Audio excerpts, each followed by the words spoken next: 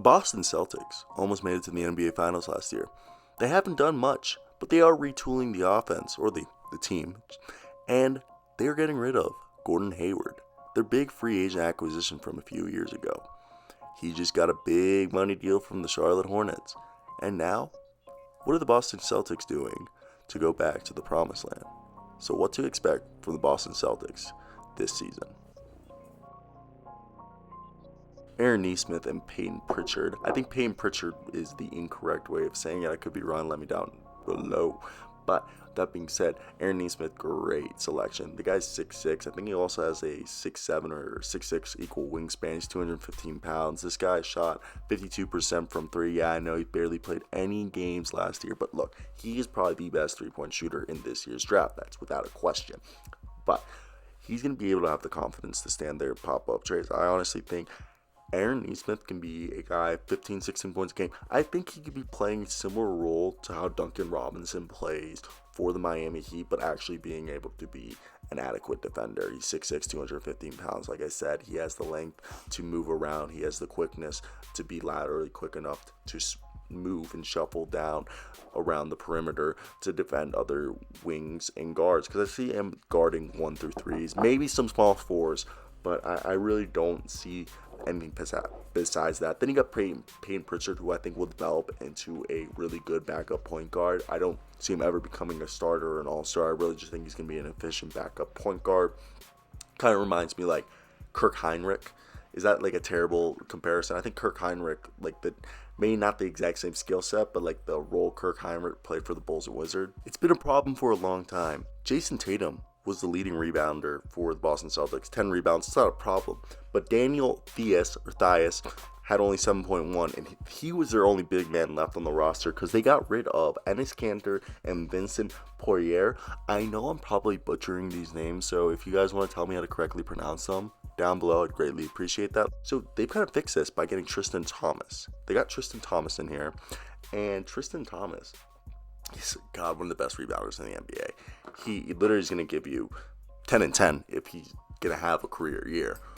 I mean, I think he'll give you at least 8 points a game, maybe sometimes 10, but he'll give you 10 rebounds at least a game, sometimes 12, sometimes 15. He's going to be one of the best rebounders, one of the best things they could have done. And he's just going to be a guy who can also, he's a little bit of an undersized center, but he's able to move around and give some defensive stuff. He's not the best defender, but he's a really good fit for what the Boston Celtics like. One of the biggest problems is going to be with this team, and I think they're going to be able to come in as just inexperience. I'm not saying the team is inexperienced, just a really young roster. If we're looking at the roster right now, it's just kind of interesting that their oldest player is probably Kemba Walker or Daniel Theis, or maybe Marcus Smart, because right now the roster's, if you don't count Jeff Teague or Tristan Thompson, because they're new acquisitions, I'm just saying people on the roster right now. It's Jaylen Brown, Carson Edwards, Romeo Langford, Marcus Smart, Jason Tatum, Kemba Walker, Grant Williams, Robert Williams, Javonte Green, Semi Ojeleye, and Daniel Theis and Taco Fall. And Taco Fall was just put on another deal. Jeff Teague, great backup point guard. A great guy to have behind our guy Kemba Walker, because he's just he's a guy who plays efficient basketball. He'll do what needs to be done. He's one of the best backup point guards in my opinion. He was a great starting point guard when he was a starting point guard for the Atlanta Hawks. Now that he's later in his career, I think he's one of the best backup point guards any team could have. You know, I honestly thought the Lakers were going to snag him to back up whoever they got, but you know, it's really good that Boston Celtics got him. My Celtics got it. I love that. It was a really good fit, and like I said, Tristan Thompson's a great fit there, seamless. It's now what's going to go on. This team is known for its positionless basketball, that they're very defensive, that they like their length. So it's going to come down that this team is going to be a very defensive team, hopefully a better rebounding team, and a team that's going to be able to physically impose their will against the team, not through like sheer weight, and like it's more about their length and size, because they'll just be such a lengthy team. Now going into this, I think the interesting part about the Boston Celtics season is that the fact that they're going to have a lot of not young guys or inexperienced guys, but guys who are still on their rookie deals, or guys who aren't veterans. Or, you know, you could say now Jaylen Brown and Jason Tatum are pretty much veterans. I think they're both on their second contracts or about to be. So they're pretty much veterans. But besides that, you don't have team anybody on this team who's a NBA Finals champion winner, or a guy who knows how to get through the playoffs. Like, you have guys who all have playoff experience, which is so valuable. But who's going to lead this team? I love Kemba. Is Kemba going to be the leader? Is Jason Tatum going to be the leader? Al Horford seemed like he was there because he was smart. He knew what he could talk. He could just stay there. And he could be the leader even though he wasn't efficient on the court. On the sideline, that's where he's going to be leading. And right now, Tristan Thompson is definitely going to be able to be an impact player for this team. And he's an NBA Finals winner. He's won an NBA championship. And he's worked with LeBron. So now that I think about it, that he could be a guy who could become the vocal leader, the spiritual leader of that locker room, which they're going to need because they need somebody who's going to be able to come in and, first off, set up a defensive presence. This team can score buckets. We know how well they can score. Now, the thing is they're not consistent. This team is a very streaky team. This team reminds me of Nick Foles. If Nick Foles was a basketball team, it would be the Boston Celtics. It's a team that when they're hot, they are hot. But when they're cold, they are cold. They're frigid, okay? Or like Joe Flacco, another guy who, I love using analogies from other sports. It just makes my mind work better. But you think about it like this. If you have somebody, are the Boston Celtics an elite team?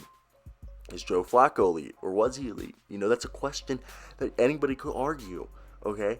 And I think the Boston Celtics can be elite. They can be NBA Finals, but they might still be one piece away. So what is Danny Ainge going to do? What is this team going to do? And I think what they got to do is they got to build team chemistry. I don't think they're going to get another star. I don't think that's going to happen. I think they need to build team chemistry, make sure everyone's got good vibes and feeling like the Fonz, Just going, hey.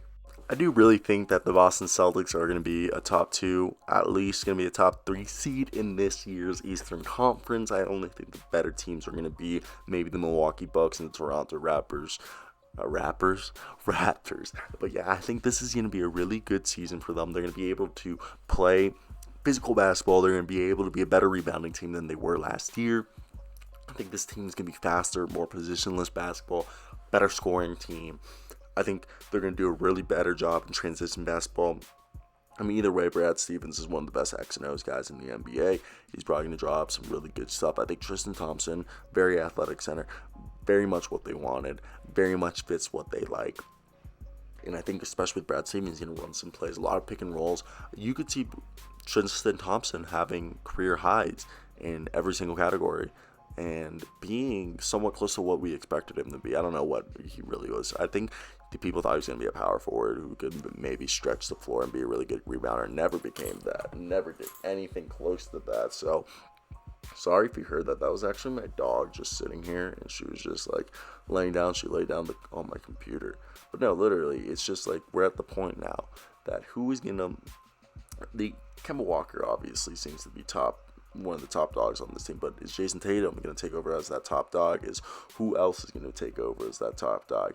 It's going to happen. We'll see what comes to fruition, but that's about it, guys. I hope you guys did enjoy this video. Let me hear your comments down below. As always, subscribe for more NBA content like this, and because YouTube loved this like. So if you made it to the end of the video, thanks, guys. Hope you guys have a great day, because I know I will. Till next time, guys. Peace out.